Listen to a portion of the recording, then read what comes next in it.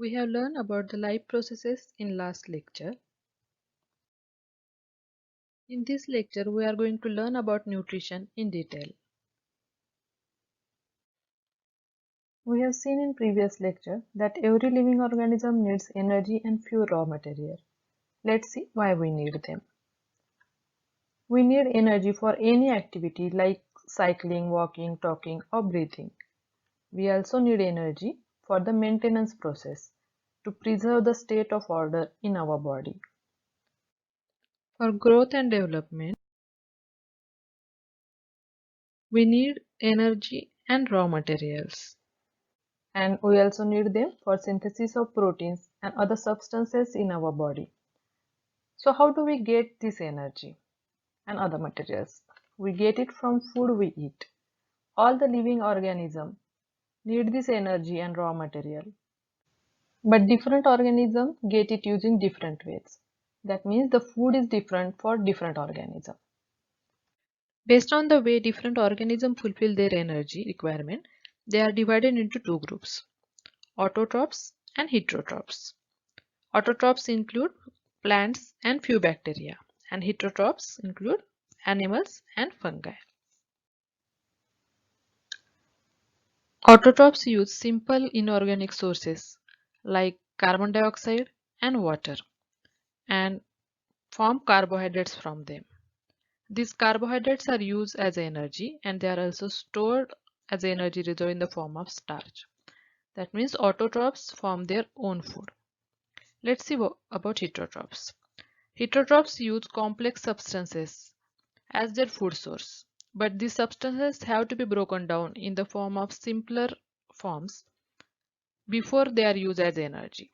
For this, these heterotrophs use biocatalysts, which are named as enzymes.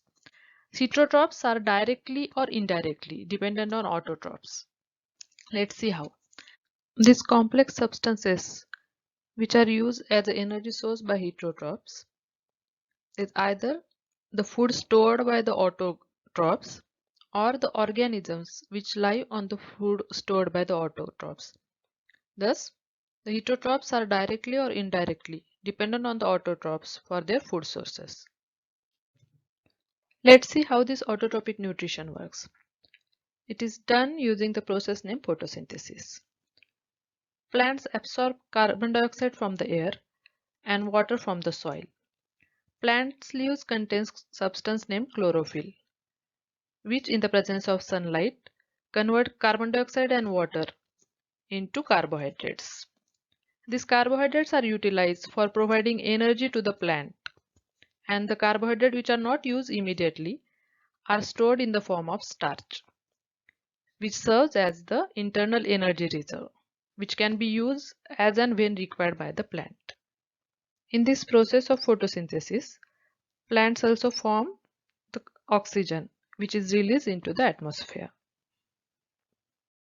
This is a cross section of leaf, which we can see with the microscope. This is the upper epidermis, that means upper layer, and this is the lower layer. You can see these cells in between these layers. They contain these green dots, which are called chloroplast, and which contains chlorophyll. Let's see how plant obtains carbon dioxide. Plants have multiple tiny pores named stomata on their surface, through which the gaseous exchange takes place, and also the water exchange happens through these pores. These are the guard cells, which can open or close the pore. When the water enters through these guard cells, these cells swells up and then they open. And when these guard cells shrink, the pores get closed. The plant closes this pore when it does not need carbon dioxide, because large amount of water can also be lost through these stomata. Let's now see what actually happens during the process of photosynthesis. The first stage is the absorption of light energy by chlorophyll. Chlorophyll then converts this light energy into chemical energy and splits the water molecule, that is H2O, into hydrogen and oxygen. Then it converts the carbon dioxide, reduce it to carbohydrates. with the help of this hydrogen which is formed during the splitting of water. So let's see the reaction of photosynthesis. Chlorophyll uses 6 molecules of carbon dioxide and 12 molecules of water. And in the presence of sunlight, chlorophyll converts it into carbohydrate named glucose. Its formula is C6H12O6 and also release 6 molecules of oxygen and 6 molecules of water. These steps need not take place one after the other immediately. For example, in desert plants, they absorb carbon dioxide during night and form some intermediate compound. And during day, chlorophyll absorbs light energy and converts this intermediate compound into carbohydrates. Now let's read the definition of photosynthesis. The process by which autotrophs like green plants use carbon dioxide and water to convert light energy from sunlight into chemical energy with the help of chlorophyll is called photosynthesis. This energy is stored in the form of sugars like carbohydrates and starch. Let's now see how these components are essential for photosynthesis. First, take a potted plant with variegated leaves. Variegated means the leaves have patches of colors, green and other colors. And keep this plant in dark for 3 days. After that, keep this plant in sunlight for 6 hours. Why we kept it in dark? Because the preformed starch which is already present in leaves, it will get used up in these 3 days. And now the plant will again form starch or carbohydrates in the sunlight. After 6 hours, pluck a leaf and then draw or trace it on a paper and trace all the patches you can see, the green patches, and also mark the leaf on the green patches. Now boil the leaf in water for few minutes and then place it in the beaker containing alcohol and put this beaker in the boiling water until the alcohol starts boiling. What will you see? That alcohol will dissolve this chlorophyll from the leaf. The alcohol will turn green and the leaf color will fade. Now put that leaf in the dilute iodine solution for few minutes and then wash it and see. Observe the color changes. What will happen? The patches which were green before and which fades after alcohol will turn bluish black with iodine. Iodine turns the starch into bluish black color. So only the patches which were filled with chlorophyll will turn into bluish black color. That means only the patches which were having chlorophyll, which were green, can photosynthesis and can form starch. So what we learn? That chlorophyll is essential for photosynthesis. Let's now see if carbon dioxide is needed or not. Take 2 plants of nearly same size and keep them in dark for 3 days. Then keep them in sunlight but covered with a glass jar. But with one plant, keep the potassium hydroxide inside the jar. The potassium hydroxide will absorb carbon dioxide from the inside jar and seal the glass with the Vaseline so that the air will not leak inside. Pluck a leaf from each plant and check them for starch as we have seen before with alcohol and iodine. What will you see? The leaf from plant A, the plant with which we have kept potassium hydroxide, will not turn bluish black with iodine, but iodine will turn the leaf from plant B bluish black. That means the starch was present in this plant B leaf which we have kept in sunlight without potassium hydroxide. So it gets carbon dioxide. But this plant A, because of this potassium hydroxide, there was no carbon dioxide inside the bell jar. That's why it could not perform photosynthesis and it could not form starch. That means carbon dioxide is essential for photosynthesis. In the same way, we can check for sunlight whether it is essential for photosynthesis or not. Take 2 plants and keep one plant in the dark for 3 days and one plant in the sunlight. And check in which plant leaf the starch is present. we will see the leaf from the plant which was in dark will not show any form of starch. It will not turn bluish black, but the leaf from the plant which is in sunlight will turn bluish black with the iodine. That means it contains starch. Let's learn about the heterotrophic nutrition. Different organisms use and absorb food nutrition in different ways. Few organisms break down the food outside the body and then absorb it.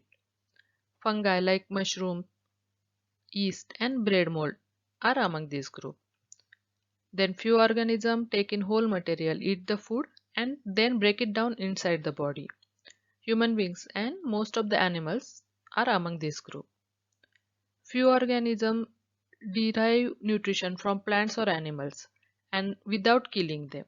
It is called parasitic nutrition. Examples are head lice, ticks, and amarbel.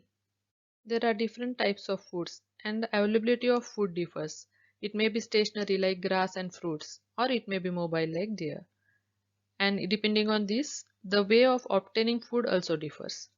Depending on all these variable factors, the digestive system is different for different organisms. In single cell organism like amoeba, food is taken in by the entire surface with the help of finger-like extension of the cell surface called pseudopodia.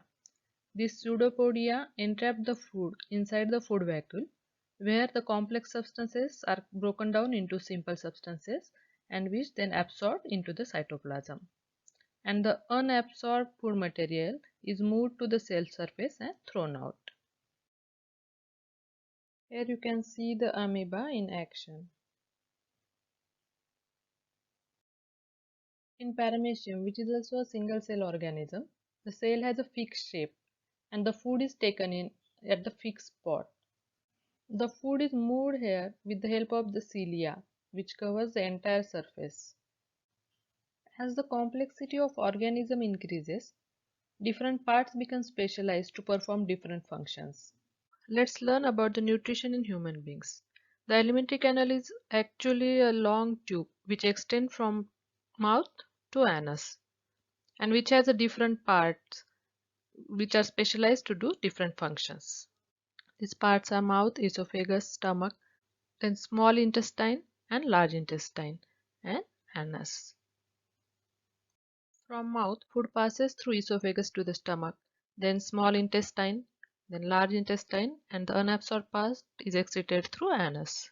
For proper digestion and absorption of food, the food has to be processed into small particles of the same texture, and it has to be weighted to make it softer and make its passage smooth through the alimentary canal.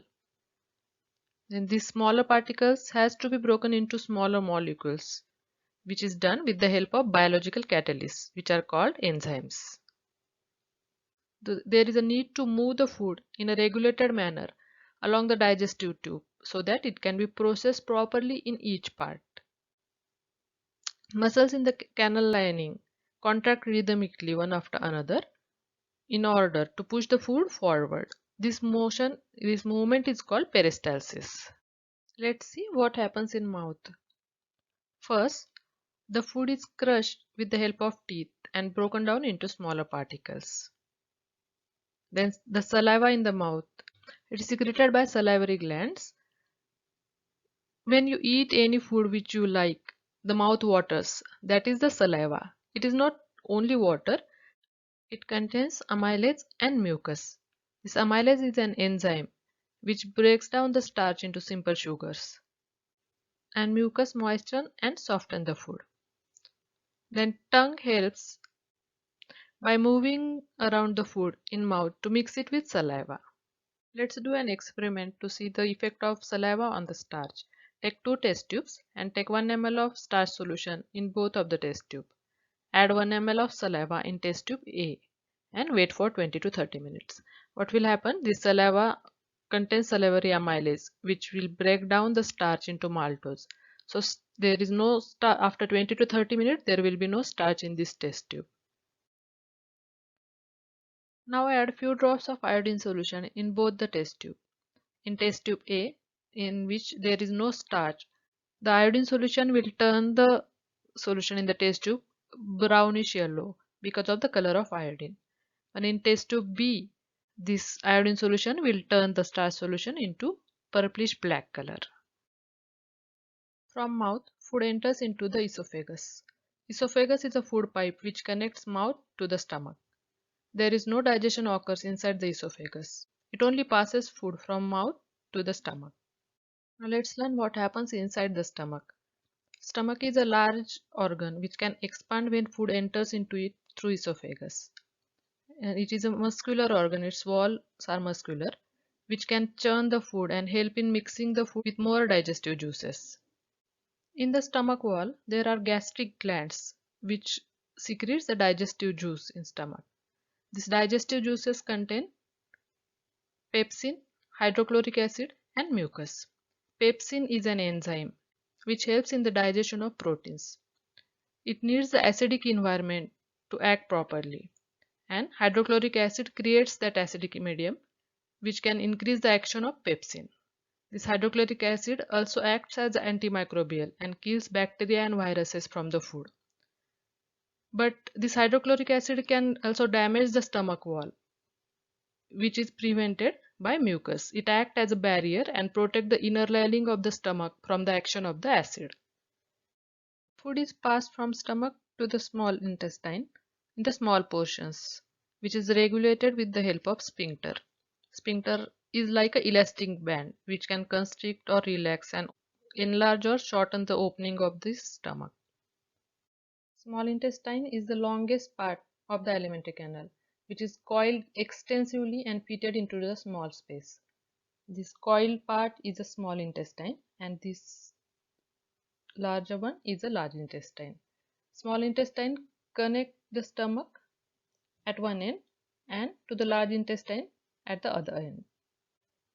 The length of the small intestine is different in different organisms. In herbivorous animals which eat grass, the small intestine is longer because this grass contains cellulose which is difficult to digest and they need longer small intestine. And in carnivorous animals, the meat is easy to digest, that's why the small intestine is shorter. Small intestine is the site of complete digestion of carbohydrate, proteins and fats. For this, it needs help of liver and pancreas. Liver secrete the bile juice which make the food alkaline.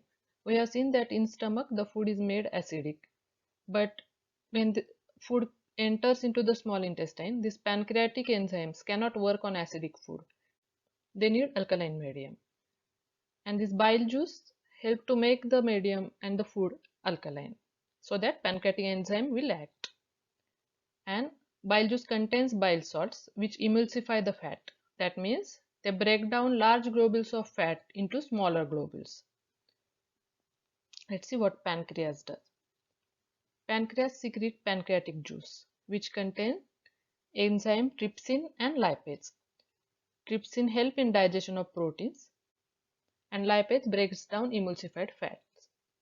Small intestine secrete intestinal juice which with the help of bile and pancreatic juice digest proteins to amino acids, complex carbohydrates into glucose and fats into fatty acid and glycerol. That means it digests all the three component proteins, carbohydrates and fats completely.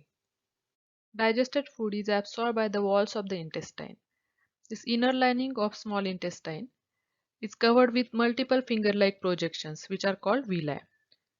Villi increase the surface area for absorption of food and they are also richly supplied with blood vessels so that they can absorb the food and transfer it to each and every cell of the body where it is used for obtaining energy, building up new tissues and repair of old tissues. From the small intestine, the unabsorbed food is sent into the large intestine where more water is absorbed from the unabsorbed food material.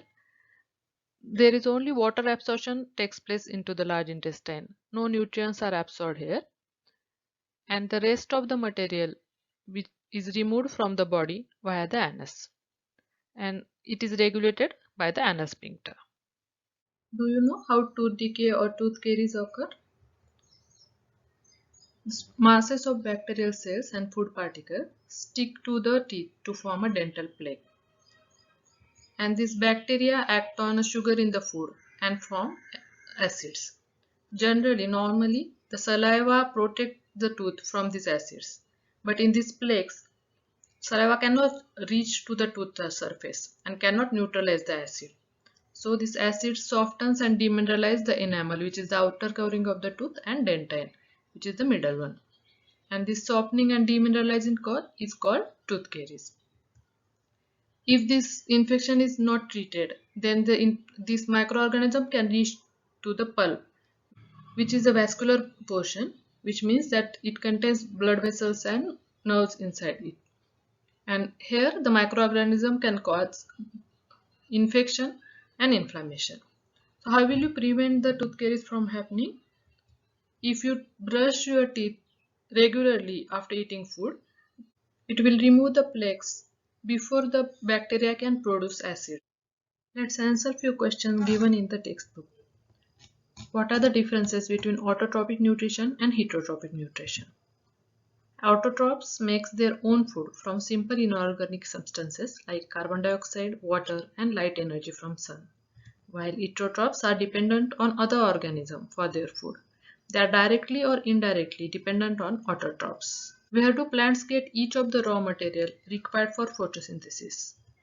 Raw materials needed for photosynthesis are carbon dioxide, water, and solar energy. Water is absorbed from the soil through the roots. Carbon dioxide from the air, that is from the atmosphere, enters the leaf through stomata. Solar energy is obtained from sunlight.